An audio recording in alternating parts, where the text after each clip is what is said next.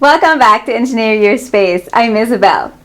Today I'm giving you the full tour of my dining room, including all the projects that I did in here to make it a wonderful, welcoming place to entertain.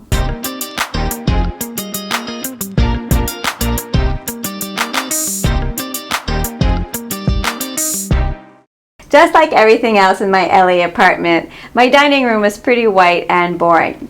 So the plan I came up with to add some architectural interest and to give it a warmer feeling was to build some wall panels that also incorporate banquet seating, which I love.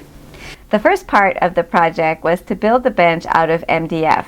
I had all the pieces cut at the hardware store and I assembled it using clamps and a drill. I primed it and painted it white and also made a no-sew cushion to make it more comfy. Next, I made an upholstered back using pegboard and foam that I covered with inexpensive drop cloth fabric. The last step was to add some buttons for a tufted look. With all the pieces for the banquet complete, it was time to build the panels. I made them with 1/4-inch plywood and 1x2 pine boards that I had cut to size at the hardware store. I glued the 1x2s to the edges of the plywood using clamps, and then I reinforced the corners with screws. I also had to prime the panels because I chose to cover them using this beautiful shimmery grass cloth.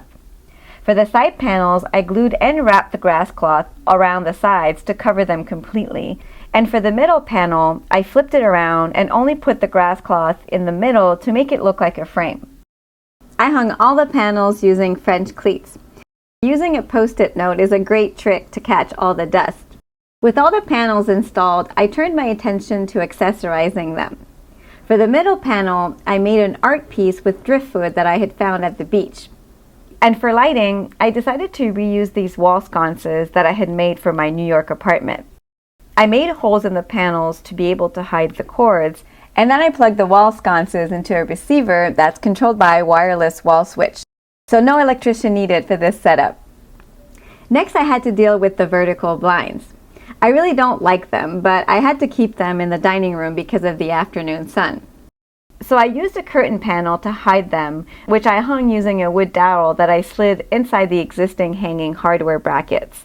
I can use the blinds when I need to, but I don't have to look at them all the time, which makes me happy.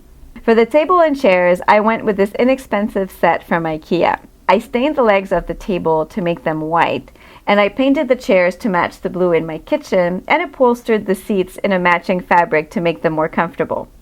The latest addition to my dining room is this side table that also doubles as a scratching post and extra seating.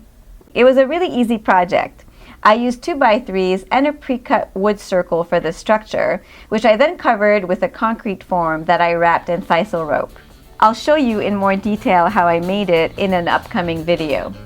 Putting together this dining room took a lot of work, but it was well worth it to have a warm and inviting place to entertain my friends. If you want more information on all the projects that you saw in this video, you can click on these links here, or you can go to my website, engineeryourspace.com. Don't forget to subscribe to my YouTube channel, and I'll see you next time.